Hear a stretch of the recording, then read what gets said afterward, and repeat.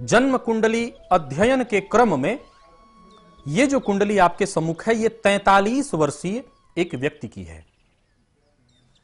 वर्तमान समय में ये मुंबई में निवास कर रहे हैं। कपड़े का इनका अपना खुद का बिजनेस है। और जैसा कि इन्होंने प्रश्न मुझसे किया कि विवाह के बाद इनका बिजनेस पूरी तरह से खराब हो गया है, बिजनेस में कर्ज की स्थिति बन गई है, पत्नी के साथ इनके रिश्ते भी बहुत बेहतर नहीं हैं और इसके चलते ये खुद भी अपने व्यापार में आई नुकसान और खराबी का जिम्मा पत्नी को देते हैं कि उसके आने के बाद से ही मेरा सारा जो लाइफ एक सेट लाइफ था, एक बहुत अच्छी मेरी जिंदगी व्यतीत हो रही थी, उसमें समस्याएं एक एक कर करके आ रही हैं। तो उसका ये जिम्मेवार अपनी पत्नी को ही मानते हैं। ये सही है अथवा गलत, आइए जन्म कुंडली का पहले हम अध्ययन करते हैं और देखते हैं कि क्या ये जो सोच रहे हैं कि पत्नी के आने के बाद इनका जीवन खराब हो गया, ये सत्य है। आइए जन्म कुंडली का हम अध्ययन करते हैं। देखिए, ये 1 नंबर से कुंडली प्रारंभ हो रही है। मेष लग्न की कुंडली है। मेष लग्न का स्वामी मंगल कहां बैठे हैं? तो जहां पर इस कुंडली में आप 12 नंबर देख रहे हैं, कुंडली का ये द्वादश स्थान। लग्नेश चले गए विनाश भाव में। मैं बार बार एक बात कहता हूं कि लग्नेश 6वें, 8वें और 12वें हो तो ये बहुत बेहतर नहीं माना जाता है। अब मंगल यहां पर बैठे हैं तो जन्म लग्न से ये मांगलिक हो गए।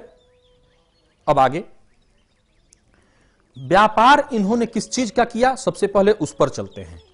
तो इस कुंडली में जहां पर आप ये 7 नंबर देख रहे हैं, यही है कुंडली का पत्नी का घर और व्यापार का घर। कर्म स्थान है जहां पर इस कुंडली में 10 नंबर देख रहे हैं, ये कुंडली का कर्म स्थान, परंतु पत्नी और व्यापार का घर है कुंडली का ये 7वां स्थान। 7वां स्थान का स्वामी कौन? शुक्र। कहां बैठे हुए हैं? तो कर्म स्थान में। देखिए, जहां पर इस कुंडली में 10 नंबर लिखा है, शुक्र और राहु की युति और साथ ही साथ शुक्र और शनि का परिवर्तन नामक राजयोग। देखिए, जहां पर इस कुंडली में 2 नंबर लिखा है, कुंडली का धन स्थान, वहां पर शनि बैठे हुए हैं और वो भी वक्री। साथ ही साथ जहां पर इस कुंडली में 10 नंबर लिखा हुआ है, वहां पर शुक्र बैठे हुए हैं राहु के साथ। तो शुक्र व्यापार के घर का मालिक होकर के कहां बैठे? कर्म स्थान में। तो ये स्थिति तो बहुत अच्छी, फिर दांपत्य जीवन क्यों खराब हुआ? आइए सबसे पहले हम बात करते हैं व्यापार की, कि क्या कपड़े का व्यापार इनको सूट नहीं करना चाहिए था, या पत्नी के आने के बाद से, जैसा कि इनके मन में ये वहम है या भ्रम है कि पत्नी के आने के बाद से मेरा बिजनेस खराब हो गया, जिसके लिए पत्नी को जिम्मेवार मानते हैं। इसके लिए सबसे पहले हमें यह देखना होगा कि व्यक्ति का दांपत्य जीवन, मैरिटल लाइफ है कैसा। इस कुंडली में दांपत्य जीवन का कारक, और आप भी अपनी कुंडली को देखिए, दांपत्य जीवन का कारक, मैरिटल लाइफ का कारक शुक्र को माना गया है। शुक्र इस कुंडली में राहु के साथ होने से इसको ज्योतिष शास्त्र में एक दुर्योग कहते हैं, अभोत्वक नामक दुर्योग। वही व्यापार के घर का भी मालिक है। मैं एक लाइन साफ साफ शब्दों में कहूं कि मैं पत्नी को कतई दोषी नहीं मानता।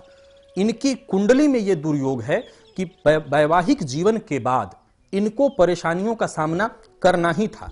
वो इस लड़की से विवाह हुआ तो, अथवा किसी और से होता तो, वो तय था। क्यों? क्योंकि व्यापार और पत्नी दोनों का मालिक शुक्र अभोत्वक नामक दुर्योग लगा करके बैठा हुआ है कर्म स्थान में। अब आगे देखिए, इनकी राशि है कन्या, जहां पर इस कुंडली में 6 नंबर आप देख रहे हैं, ये कुंडली का 6वां स्थान, वहीं पर चंद्रमा बैठे हैं और चंद्रमा 6वां स्थान में होने से इनकी राशि हो गई कन्या। 2 नवंबर 2014 तक इनको शनि की 7.5 चल रही थी। शनि की 7.5 इनको पहले तो 2 नवंबर 2014 तक थी, और साथ ही साथ देखिए चंद्रमा के दोनों तरफ, जहां इस कुंडली में 5 नंबर लिखा है और जहां इस कुंडली में 7 नंबर लिखा है, चंद्रमा के दोनों तरफ कोई ग्रह न होने से चंद्रमा को एक दुर्योग लगा, जिसे ज्योतिष शास्त्र में कहते हैं केमद्रुम नामक योग। जातक पा करके खो देता है। केमद्रुम नामक योग के बारे में शास्त्र कहता है कि ऐसे लोग राजघराने में जन्म लेकर के भी भिखारी के समान अपना जीवन व्यतीत करते हैं, अथवा धीरे धीरे करके संपत्ति इनके पास कितनी भी बड़ी क्यों न हो, उसे समाप्त कर देते हैं। यह एक सबसे बड़ा कारण केमद्रुम योग का के चलते होता है, तो इसके लिए भी मैं कहूंगा कि पत्नी कहीं से दोषी नहीं बनती। अब आगे भाग्य की अगर बात करूं तो इनकी कुंडली में, जहां आप इस कुंडली में 9 नंबर देख रहे हैं, देखिए सूर्य, बुध और गुरु, तीन ग्रह बैठे हुए हैं। सूर्य बुध का बुधादित्य योग और भाग्येश बृहस्पति भाग्य स्थान में स्वराशिस्त बैठे हैं। ज्योतिष शास्त्र में बृहस्पति का नौमस्त होना सबसे ज्यादा कारक इस स्थान पर बृहस्पति को माना जाता है। साथ ही बृहस्पति चंद्रमा से चतुर्थस्थ होने से गजकेसरी योग भी इनकी कुंडली में है। तो मुझे तो ऐसा लगता है कि चिंतन करने की आवश्यकता है और किसी के ऊपर दोषारोपण करने से कहीं ज्यादा बेहतर यह होगा कि अपनी परिस्थितियों को समझा जाए। अगर किसी व्यक्ति का जब विवाह होता है तो पुरुष को विष्णु और कन्या को लक्ष्मी स्वरूप मान करके पूजन उनका होता है। तो जब पुरुष विष्णु स्वरूप हुआ, कन्या लक्ष्मी स्वरूप हुई, तो सवाल यह उठता है कि जब अपने घर के लक्ष्मी का हम तिरस्कार करें, अनादर करें, तो लक्ष्मी आएंगी कैसे? उसमें कमी ढूंढ करके, उसमें कमी निकाल करके सफलता कहां हाथ लगेगी? तो मुझे लगता है कि ऐसे प्रायः समाज में ऐसे लोगों को मैं देखता हूं, विशेष करके इस मामले में मैं महिलाओं को भी देखता हूं कि वो दोष देती हैं अपनी बहू को कि बहू के आने के बाद से हमारे घर में ऐसी स्थिति उत्पन्न हो गई है। जिस दिन वो उस घर में आई थी, बहू बनकर के ही आई थी। हो सकता है ये बात उनके लिए भी कहा जा सकता है। मुझे ऐसा, मैं आपको जहां तक ज्योतिष के माध्यम से इस बात को अगर सिद्ध करूं, तो किसी भी व्यक्ति के जीवन में आने वाली जो समस्याएं हैं, चाहे वो किसी भी प्रकार की समस्या क्यों न हो, उसका कारण उस व्यक्ति की जन्म कुंडली में होता है। यानी उसका कारण वो व्यक्ति खुद होता है। उसके लिए उस किसी भी को भी वो जिम्मेवार नहीं ठहरा सकता, जिम्मेदार नहीं मान सकता है। इनका जो बीता वक्त है उसमें भी इनकी ग्रह दशाएं कोई बहुत बेहतर नहीं चल रही थी। शनि की 7.5 थी इनको, उससे अभी अभी बाहर निकले और ऊपर से शनि की 7.5 लगती किसको है? चंद्रमा को। चंद्रमा को केमद्रुम नामक दुर्योग भी लगा हुआ है जो इनकी कुंडली में सुख स्थान का मालिक है। तो वक्त तो कमोबेश इनका खुद का ही बुरा चला है, तो किसी और को जिम्मेवार मारने की आवश्यकता कतई नहीं है। निष्कर्ष क्या निकलता है, क्या उपाय करना चाहिए इनको?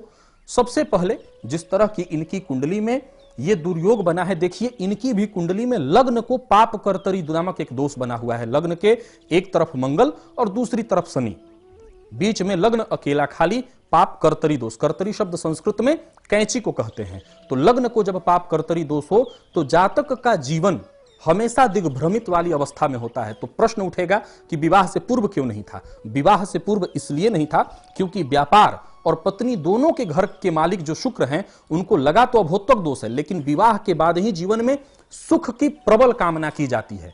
और सुख की कामना जहां शुरू हुई वहीं पर अभोक्तक नामक दोष ने, दुर्योग ने अपना काम किया और दांपत्य जीवन तो खराब किया ही, व्यापार को भी कमोबेश उसने खराब करके रख दिया।